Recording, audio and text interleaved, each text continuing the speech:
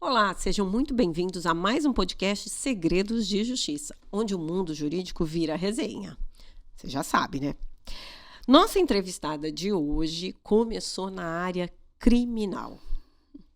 Até que tomou uma intimação da família e resolveu migrar para o direito médico. É com muito prazer que eu recebo aqui a doutora Renata Vilela. Seja muito bem-vinda. O prazer é todo meu. Que bom que recebê-la aqui. A gente aproveita alguns eventos que acontecem por aqui para trazer convidados especiais, você sabe. Obrigada. Né? Antes da gente começar, aqui não tem segredo não, viu? Pode falar tudo? Pode falar tudo. Renata, vamos começar. Por que direito? Quando que você resolveu ser uma advogada ou fazer direito? Desde a primeira pergunta. O que você vai ser quando crescer? É mesmo? Sempre, assim, obviamente que com 4 anos de idade eu não sabia o que era advogado, juiz e tudo. Eu só falava assim, vou ser juíza. Você juíza, eu vou mandar, eu que vou decidir. Mas eu sempre pensei no direito, assim, um senso de justiça, né, era muito apurado, assim, desde muito pequena. Nunca pensei em outra coisa. É daquelas que na escola defendia os colegas. Defendia, condenava, julgava o tribunal da escola mesmo. Nunca pensei em outra coisa. Que legal! E aí você fez em Belo Horizonte a sua faculdade? Eu sou mineira, né? Eu sou de Belo Horizonte. O meu pai, ele era diretor do Tribunal de Contas lá de Belo Horizonte. Meu pai tem a primeira formação como engenheiro, mas é advogado. A segunda formação, ele fez direito, advogado, e eu achava interessantíssimo aquilo, né? E o meu pai me buscar na escola com terno e gravata. Eu falava, gente, olha, o meu pai chegou, né? O meu pai ele é advogado. Que legal! Né? E hoje eu lembro disso porque o meu filho fala, mamãe, o que você faz? O que é seu trabalho? Eu falo, mamãe, é advogada. O que você faz? Aí eu falo assim, eu resolvo problemas. Aí ele fala pra todo mundo, a mamãe resolve problemas. Acho que foi a maneira mais assim, né? Fácil, né? Fácil de explicar. E então eu cresci em Belo Horizonte. Com 12 anos a gente foi para uma cidade ali perto, que é Sete Lagoas, uma cidade menor. E eu voltei para BH para fazer a faculdade. Tá. E aí quis fazer a mesma faculdade que o meu pai fez. Fiz questão de fazer. Então era a Faculdade de Direito Milton Campos. É uma faculdade muito conceituada em Minas, né? Sim. Nacionalmente, hoje eu não sei se ela é assim, conhecida, mas na época era uma faculdade muito conceituada. E aí eu fiz direito lá. Ai, que legal! E aí desistiu de ser juíza? Aí eu fui ser estagiária no Ministério Público e apaixonei pelo criminal, Ministério Público criminal. Então, assim, eles brincavam assim, ó, esse processo aqui, esse monte de processo tá assim, escorrendo sangue. É da Renata. Nossa! Entrega pra Renata que é dela. Eu gostava muito, assim, eu ficava assim, imersa naqueles casos, naquelas situações. E eu, assim, gostava da questão da justiça. Então, às vezes, por exemplo, um homicídio culposo, um atropelamento, eu falava, não, isso aqui, gente, tem que arquivar, né? Essa pessoa aqui, esse motorista, ele tinha menor culpa, sabe, assim? Então, eu gostava demais dessa condição que o meu chefe, na época, o promotor, me dava, de tomar essas decisões, né? E falar, não, esse aqui realmente é um caso, vamos denunciar, eu quero ver o dia de levar ele para cadeia. Mas também tinha a situação de eu poder, então, fazer esse juízo de valor, essa interpretação, né, da lei ali. E, então, eu me sentia muito realizada. Então, eu falei, não, é Ministério Público mesmo que eu vou querer. Mas aí, conforme as coisas foram acontecendo, eu achei concurso uma coisa muito complicada de, assim, ter que ir pro interior, começar a vida no interior e tudo mais. E a gente precisava de 3 anos de advocacia. Então, eu me formei e comecei a advogar. E aí, obviamente, no criminal. Né? Ficou. E aí, eu fiquei encantada pela possibilidade de ajudar pessoas que são as menos ajudadas, né? Porque são muito julgadas. Né? Então, assim, quando eu tinha um cliente que eu, né, estava ali imersa naquele caso e tudo, eu conhecia a família desse cliente, eu conhecia filhos. Na situação do filho, virar e falar assim, doutora, traz meu pai no Natal para mim. Nossa! Isso me movia muito. Então, eu falava, não, eu não posso deixar. Né? Essas pessoas têm direitos. Não que elas estejam corretas, mas faz tudo parte de um pré-julgamento nosso. Então, acho que assim, dentro dos direitos que eles tinham, eu fazia questão de que fossem preservados. Ah, que legal. E que história é essa? Você passava madrugadas na delegacia? Aí eu era inteira em tudo que eu faço, né? Eu sou escorpiana, então eu brinco assim, não é 8 ou 80, é 8 ou 8.000. Então, assim, eu era aquela advogada que assim, ó, doutora, meu irmão foi preso, tá na delegacia agora, ó, 1h da manhã, tá fazendo flagrante, não deixa ele fazer o flagrante sozinho. Falei, imagina que eu deixo, tô indo pra lá. Ai, meu Deus. E aí ia pra delegacia e passava lá a madrugada com o meu cliente no flagrante. Às vezes eles vinham, tinha imprensa, escondia atrás de mim e falava, gente, não fica feio não, vamos aparecer, né, na televisão. Então, assim, isso pra mim foi ficando uma rotina muito tranquila, não era uma coisa que me assustava, apesar de assustar muito a minha família, minha mãe, né, meu pai falava, Renata, minha filha, que horas que você se perdeu nessa vida? Mas eu me sentia realizada, de verdade. Olha, que legal. E aí, você na época não era casada? Não, então, na época eu não era casada. E aí foi quando eu conheci meu marido. E aí era a época que a gente já tinha celular, mas celular não tinha internet, né? Então era aquela coisa de ligar. E ele ligava e eu não podia entrar na penitenciária com o celular, né? Então o celular ficava no carro. E eu entrava na penitenciária e esquecia da vida. Eu ia atender um, aí o outro chamava o outro. A doutora chegou para atender todo mundo. Saía de lá à noite. E aí, meu namorado me ligando. Ele falava assim, não, Renata, eu não tenho condições de aguentar essa vida. Pra mim, já teve uma rebelião, você já... já morreu, eu não tenho condições de aguentar isso. Então, assim, ou você larga e como que a gente vai ter filho? Você indo pra delegacia de madrugada. E essas pessoas, que eles, né, vão nos ameaçar. Nunca tive uma ameaça. Nunca. Ai, eu sempre fui muito ética com eles. E aí, eu acho que é o recado pra o criminalista, né? Se você for ético, não tem esse problema. Eu falei, bom, nós não vamos ser ameaçados, mas realmente é uma vida muito conturbada, né? E aí eu falei, não, então tá bom, eu vou parar. Então eu tive essa intimação mesmo, eu fui intimada. Ou o criminal, ou eu. E dentro dessa área, quais os casos mais curiosos que você teve? Eu tive alguns, assim, de assim, né, de ser muito nova para começar logo nessa área. Então, assim, eu tinha a convicção de que eles iam ressocializar. Eu tinha certeza da ressocialização, né? Porque era isso que eu aprendi na faculdade. Não, ressocializa, né? O sistema é para ressocializar, só que nunca, né? O sistema não é para ressocializar. E aí eu pegava, assim, por exemplo, meu primeiro caso era um rapaz, um menino, assim, de 20 anos, um menino bonito, que ele adorava roubar. Ele fingia que ele era policial e ia roubar, assaltar, roubo, né? E aí, quando a gente conseguiu soltar ele e tudo, eu falei, nossa, agora ele vai ressocializar.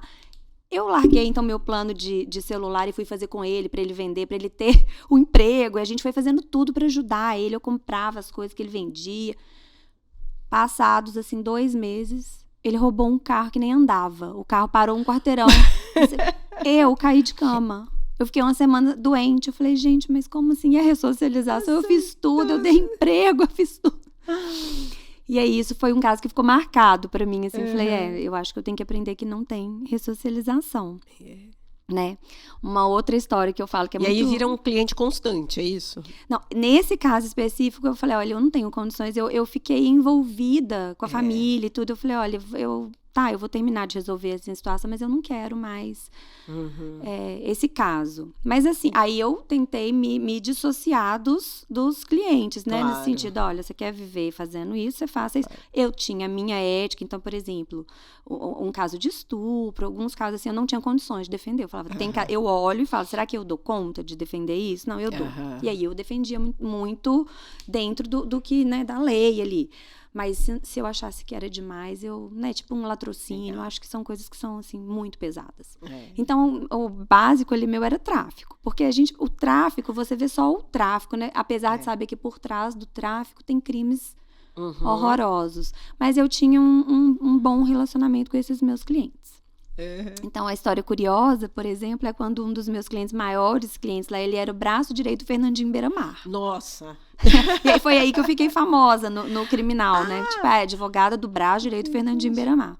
E aí a esposa dele, ele estava preso, a esposa dele tomou um tiro na cara, assim, no rosto, entrou aqui e saiu no pescoço. E ele me ligou da cadeia, doutora, a minha esposa tomou um tiro na cara, ela tá no hospital...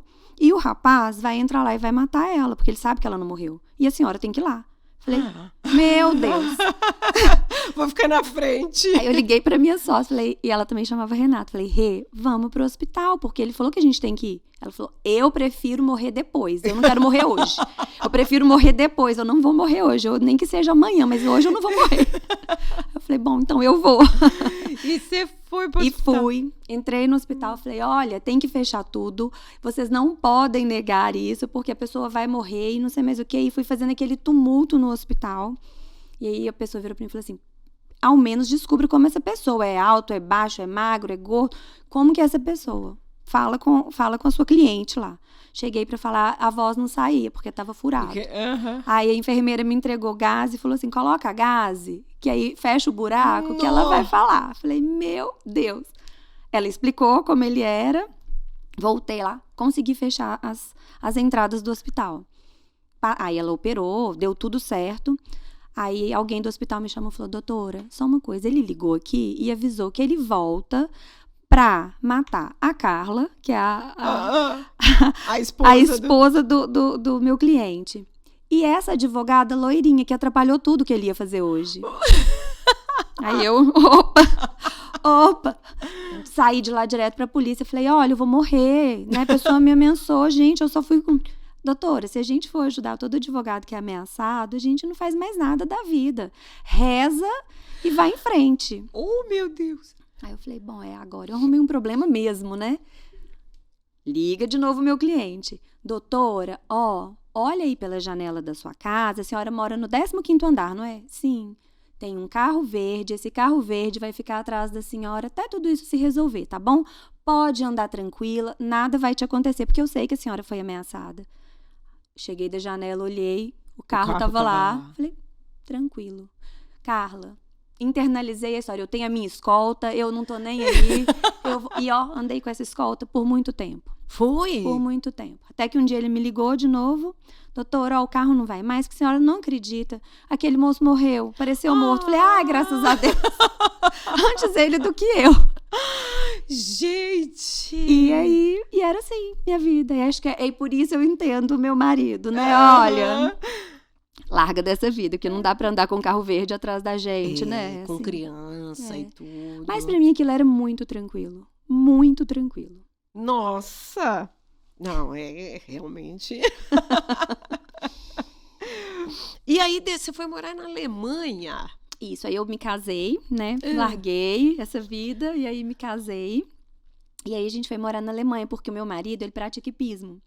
E aí, né, os grandes campeonatos e tudo são lá. Ele falou, vamos morar lá. Eu falei, bom, eu já larguei mesmo o que eu gosto, eu vou pra lá, eu vou, né, tirar esse período sabático, ver o que eu quero da vida. A gente já tava pensando em ter filhos. E aí fomos morar na Alemanha. Foi, assim, né, uma experiência maravilhosa no sentido de conhecimento, de, né, da gente entender outra cultura, língua, né, aquela língua lá que até hoje, assim, eu... Não, é muito difícil. Eu fiz uma época alemão, Jesus, é muito difícil. São tantas regras quanto português, né, então é por isso que é difícil. Mas até que a minha professora, ela falava assim, não se importe de falar menina, né, mas entenda, porque é uma língua... que tem uma lógica muito grande. Se você entender as regras ali, você vai. Só que você vai juntando as palavras, né? Aí fica uma palavra desse tamanho. Mas aí quando você entende, você consegue falar, porque você vê as várias palavras que estão ali e você entende o significado dela, né? Exatamente. Que é o que eu consigo fazer, mas assim, as regras eu não tive tempo de aprender, apesar de eu ter ficado lá 4 anos. Você ficou 4 anos aonde? A cidade chamava Mülheim an der Ruhr, que era do ladinho ali, dava uns 15 minutos de trem de Düsseldorf. Tá. Então, era bem pertinho da Holanda e da Bélgica. E aí, eu sempre fugia pra Holanda, porque eu achava, assim, a Holanda o pessoal muito mais acolhedor, o pessoal mais tranquilo. A Alemanha, o pessoal é realmente muito frio e muito rígido. E aí, eu fiquei estudei bastante coisa, mas eu não fiquei advogando direto, assim, né? Eu tinha alguns processos, fui finalizando o que eu ainda tinha ali e fui estudando e tudo mais, mas eu ainda não tive esse contato com o direito médico na Alemanha. Né? Aí foi só quando eu engravidei. Então, no finalzinho desses 4 anos, eu engravidei. Eu queria engravidar, né? Então... Você ainda morava lá? Mas a gente vinha sempre no Natal pro Brasil e tudo, então eu usava DIU, eu tirei o DIU aqui no Brasil e já engravidei na sequência, assim. Ah, que legal. E aí engravidei de uma menininha, a Helena. E assim, falei, nossa, tô no céu, assim, sempre quis ter uma menina. Helena é o nome da minha mãe, eu quis, né, fazer essa homenagem pra minha mãe. E tudo ótimo, assim, tudo tranquilo, voltei pra Alemanha. E lá eu fui fazer o exame da translucência nucal, aquele exame que a gente faz de 12, 13 semanas, né? E aí eu lembro que eu chamei porque eu tinha uns brasileiros amigos. Falei, não, vamos lá pra ver a Helena, vamos no ultrassom e tudo. E era uma sala, assim, com os meus amigos, né? Todo mundo querendo ver a Helena. E aí a alemã virou pra mim e falou assim, não, tá péssimo. Muito ruim. Aí eu falava assim, eu não tô entendendo. Eu falava assim, fala em inglês. Ela falou, eu tô falando inglês. Eu não tava nem entendendo o que ela falava. Ela falou assim, tá muito ruim. Esse neném não vai viver.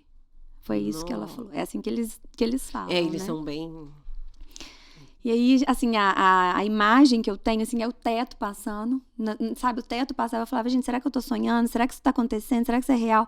Eu olhava meu marido, ele suava, ele tava ensopado, assim.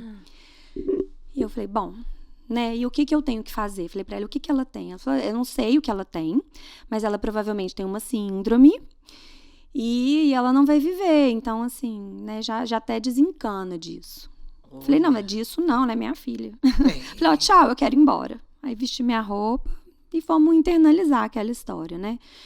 E aí eu fiz alguns exames, alguns testes, aqueles testes genéticos que a gente faz, assim, não invasivos, né? E deu tudo negativo, ela não tinha nenhuma síndrome. Eu falei, bom, então foi só um susto, passou, tá tudo bem. E aí, passado algum tempo, assim, sei lá, 15 dias, essa médica me ligou, falou assim, vem cá, você é louca? Eu já não falei com você que você tem que tirar esse nenê? Eu falei, mas os exames deram todos negativos, ela não tem nada. Não, ela pode não ter nenhuma síndrome, mas ela vai morrer, você tem que tirar esse nenê. Eu falei, mas ela vai morrer de quê? Não sei, você tem que fazer outros exames, ela não tá bem. Aí eu fui buscar outros exames e aí eu descobri a cardiopatia. Ela tinha uma cardiopatia realmente muito grave. E eu descobri ainda na Alemanha. Então, eu fiz vários exames lá, né? Lá, realmente, para exames, era maravilhoso. E todos, assim, unanimidade. Eles falavam, não, tira o bebê, não vai viver. Olha, é mesmo? Eu falava, olha, mas eu quero optar por tentar. No Brasil, a gente tem ali, né, muitas técnicas para cirurgia cardíaca que são muito modernas e tudo. Eles falavam, bom, então tá bom. Então, vai tentar lá. E aí eu vim pro Brasil, voltei, o meu marido ainda ficou um mês lá finalizando as coisas, aí vendendo cavalo, comprando passagem de cavalo pro cavalo voltar pro Brasil com a gente, aquelas coisas. E eu fiquei fazendo os exames aqui, e aí eu conheci a equipe do Dr. José Pedro da Silva na Beneficência, que faz um trabalho maravilhoso e salva muitas vidas. E eu falei, bom, é aqui que eu me encontrei. Fui super acolhida. E aí a Heleninha nasceu na Beneficência, né? Em São Paulo. Em São Paulo, na BP mesmo, ali na Mais Cardim, né? E ela viveu 41 dias. Ela passou por 3 cirurgias enormes. Era uma coisa, assim, uma realidade para mim muito, muito diferente. Eu não sabia que existia a possibilidade de um bebê estar ali com o peito aberto e você vê o coraçãozinho dela. Não era durante a cirurgia. O pós-operatório dela era ficar com o coração exposto. Então, aquilo pra mim, nossa, aquilo modificou minha vida muito mesmo, né? Primeiro você vê um sofrimento de um filho e, assim, o luto nem da morte, né? De saber que ela não ia ter uma vida, né, assim, tranquila. Tudo que eu sonhei, aquilo ali acabou, né? Todas as roupinhas que eu comprei, aquilo ali nunca ela iria usar, porque na UTI não usa roupa, né? Então, eu punha lacinho, tudo, mas não tinha. E eu fui vendo as mães ali, porque eu tinha condições, eu não tive problemas com a minha seguradora. Era uma seguradora de saúde e eu fui reembolsada de todos os procedimentos com muita tranquilidade. Mas ali, ao meu lado, tinha vários bebês também lutando pela vida e as mães lutando para tentar fornecer esse tratamento. E muitas não conseguiam, né? Então, assim, a minha filha morreu e eu prometi pra ela, falei, não, mamãe vai fazer a diferença nisso. Eu falei assim, tem que ter um motivo, né? Eu preferi que isso fosse uma motivação pra mim, porque não podia ser só uma penalização por algo. Eu falei, isso tem que ser maior, né? Então, assim, pela Helena, eu me reinventei com toda certeza. Então, assim, eu sempre agradeço a ela por ter me dado essa oportunidade de me reinventar. Né? E aí eu comecei a entender muito, e por ter vivido ali 41 dias dentro de uma UTI, eu comecei a entender termos técnicos, máquina disso, máquina daquilo, o que é esse tipo de tratamento, quais são as dificuldades, o que o intensivista passa, e que tem o fisioterapeuta, né, e a aspiração, e aquilo. E eu fui entendendo tudo, e eu vivi aquele mundo. Eu comecei a viver aquele mundo, e aí, de repente, outras mães começaram a precisar de ajuda. Eu falei, não, vamos lá. E aí eu comecei buscando, então, esses pleitos de tratamentos para bebês que ainda iam nascer, né? Para nascer lá na Beneficência, com essa equipe. E aí eu comecei assim e fui. Aí tô aqui, imersa. No direito médico. No direito médico. Que legal! E aí, qual é a sua visão hoje de um sistema como na Alemanha e do Brasil? Porque a sua indicação sempre foi a de tira. Lá. Né? Carla, é uma pergunta muito difícil. Assim, eu não tenho uma opinião formada. Pelo seguinte sentido, até uma coisa que eu discuto muito com meu marido, né? A Helena não viveu. Né? Mas a Helena, obviamente, ela nasceu, ela viveu 41 dias e ela mudou a minha vida 100%, né? Agora, eles estavam certos que ela não iria sobreviver? Eles estavam certos. Se eu hoje tivesse grávida e tivesse um bebê com a mesma cardiopatia, eu não sei se eu iria buscar o atendimento na Alemanha. Provavelmente sim. Porque eu não ia querer fazer o meu bebê passar por tudo isso. Não é por conta do meu sofrimento, mas eu acho que a Helena sofreu demais com muita dor. Muita dor, um bebezinho, não pôde mamar, eu não pude pegar minha filha no colo, né? Eu não pude acolher ela ali. Então, eu sei que as técnicas são boas, mas talvez, assim, esse pragmatismo deles... Ajuda. Agora, outros bebês estão vivos, né? Então, por isso que eu não consigo responder essa sua pergunta. É muito difícil. Eu não tenho né? No meu caso, a minha filha teve todo o tratamento, ela não viveu. Mas muitas outras crianças viveram. Como também eu acompanho outras crianças que viveram ali 2, 3 anos, uma vida bem difícil e faleceram depois. Então, assim... É muito difícil. E acho que hoje é uma das pautas mais importantes do sistema de saúde como um todo, né? Porque a gente fala, cobre ou não? Porque a finitude da vida é certa. Exato. Né? Exato. E aí as pessoas discutem demais, né? Porque a gente vê também, você falou do sistema da Alemanha, mas na Inglaterra também é assim. Sim, na Europa em geral, olha, né?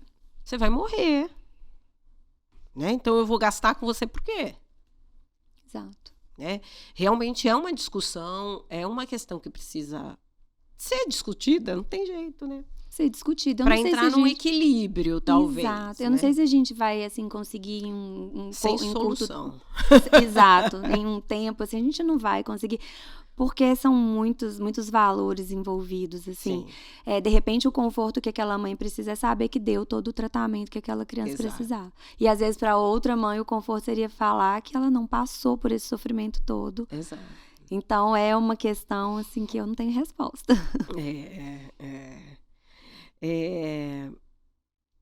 E hoje, como é que está a sua vida?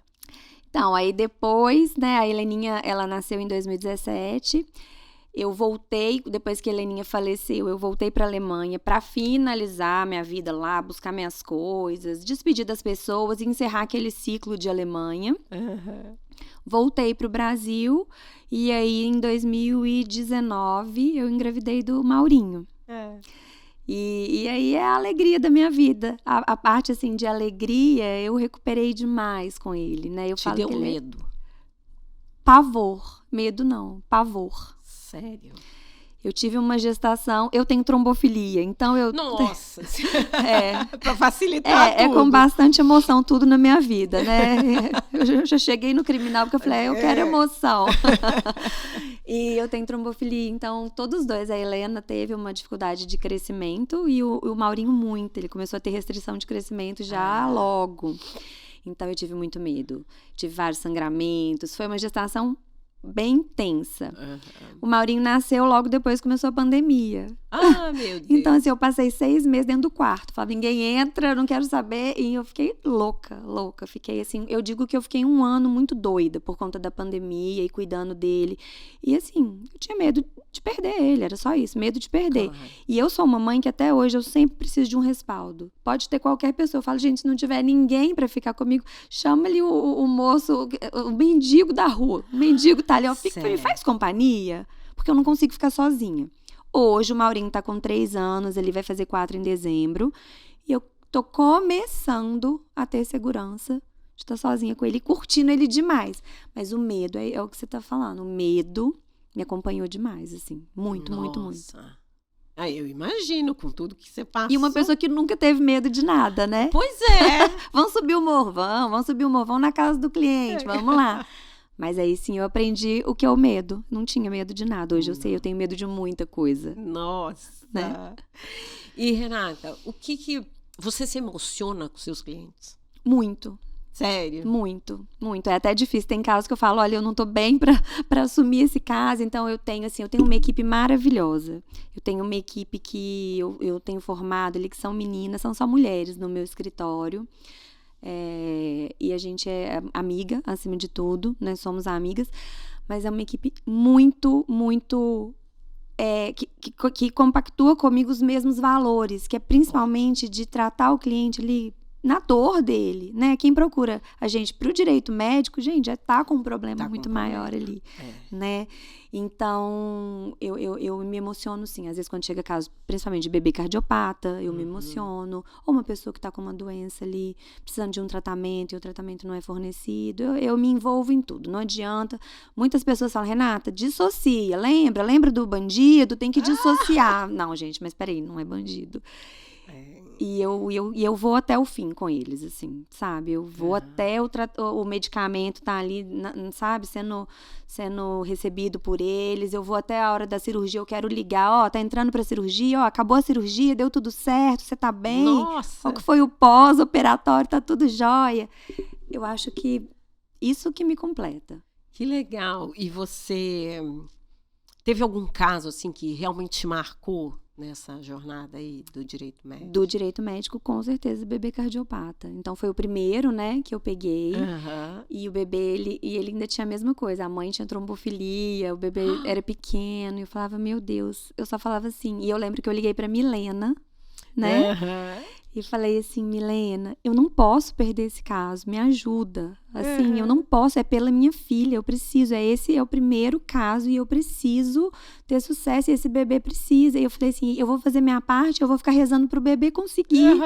Né? O bebê tem que fazer a dele, os médicos, todo mundo.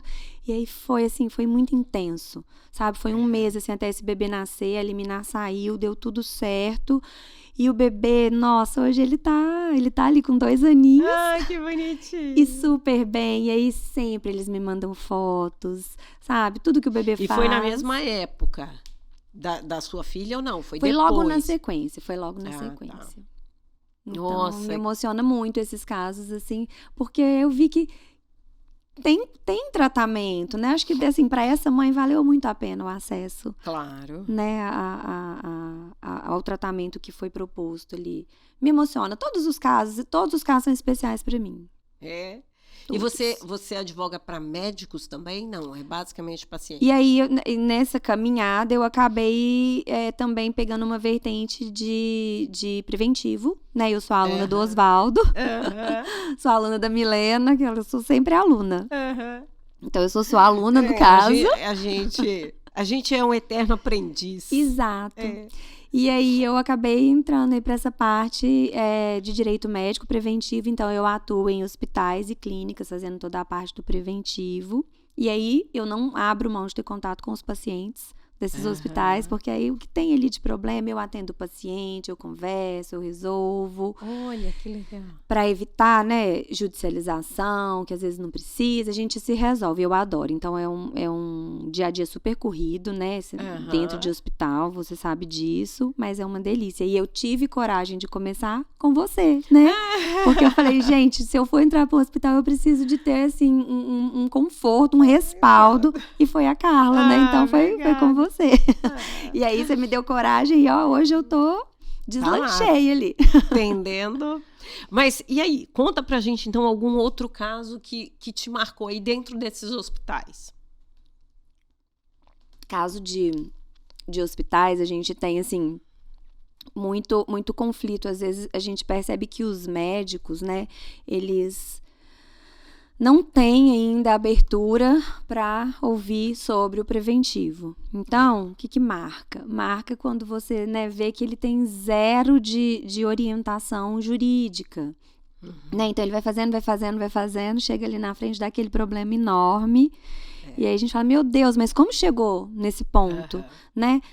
Principalmente, você vai saber que é a questão da violação ao direito informacional, né, do paciente. Eles simplesmente desconhecem. E então, assim, o que nessa batalha aí em hospitais e clínicas é muito de conscientização dos médicos por esses deveres. Né? Mas, assim, de buscar parceria com médicos para conseguir resolver problemas. Então, tipo assim, cirurgia. Vamos fazer cirurgia, por exemplo, para endometriose. Porque tenho também endometriose, não é só trombofilia. Você é um laboratório, né? Por isso que às vezes a pediatra do meu filho fala assim, Renata, mas você tem formação médica? Não, sou advogada. Mas, gente, tipo, eu falo da bula, né? E aí, nessa questão da endometriose, também me marcou bastante, porque são mulheres que sentem muitas dores e tudo mais, e a gente sabe que aí a robótica, né, não tá no rol da ANS, mas às vezes é o que realmente vai resolver para aquela pessoa. Então, são casos também que me emocionam, que são interessantes, porque a pessoa já tentou vários outros tratamentos, né? Já se submeteu a várias outras cirurgias. Então, quando a gente consegue realmente a robótica para ela e ela dá um retorno, assim, que tá bem, que tá sem dor, vale a pena também. É muito interessante. É muito bom. Muito legal. Qual foi a sua maior dificuldade? Ai, Carla, eu acho assim, a minha maior dificuldade foi tentar dissociar a emoção, né, nesses casos, para agir ali dentro da razão, né? E foi o que eu te falei, eu não consigo fazer isso 100%, mas eu consigo escrever as minhas peças, analisar os casos ali na razão, mas aí eu fico vinculada, se vai dar certo, eu entro para a parte médica, né? Esse tratamento vai dar certo, esse bebê vai sobreviver, né? E vai dar certo a próxima etapa. Isso para mim é difícil, porque eu sofro com isso. Mas eu acho que a vida não é tão tranquila, assim, que a gente tem que, né, se afastar do sofrimento. Então, eu acho que isso me move demais. Isso é a adrenalina que eu preciso no meu dia, né? Que eu tinha lá no criminal. Então, as urgências do direito médico, elas trazem para mim adrenalina e a recompensa, ela é infinitamente maior. Então, eu falo com alegria pro meu filho, assim, que eu resolvo problemas, né? Que eu ajudo as pessoas a resolverem problemas. Olha, que legal, que bacana. E aí, o seu dia a dia é disso, né? Meu dia a dia é hospital, aí é cliente, né? E aí deu certo a cirurgia, vai sair a cirurgia, o medicamento tá sendo entregue. E aí o escritório vai só crescendo, né? Hoje a gente tá com a Alice, 7. Olha, que legal. 7 advogados. Que bacana. Aí você trocou a delegacia pelo hospital, né? Sim, a emoção segue ali, a flor da pele. Que legal. Agora a gente entra num momento que é um bate-pronto. Eu falo e você me diz o que vem à sua cabeça. Nunca diga para uma advogada que ela não vai conseguir. Justiça é?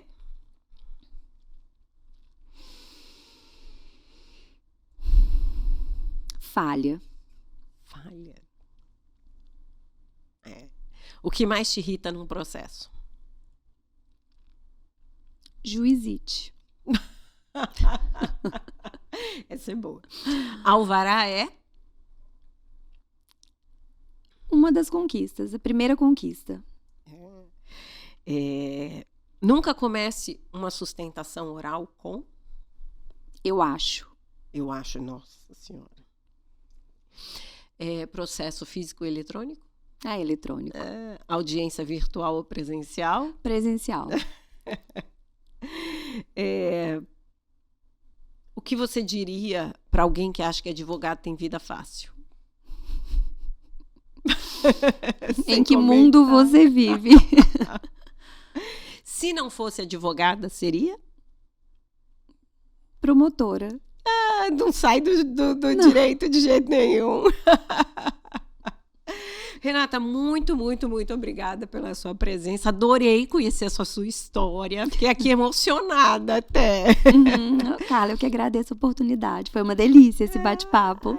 E parabéns, sucesso em toda a sua caminhada, viu? Obrigada. Você merece. Obrigada, você faz parte dela. Obrigada, é uma honra. E para vocês, não esqueçam de curtir, compartilhar. E se tiver uma boa história, comenta aqui embaixo. Até a próxima.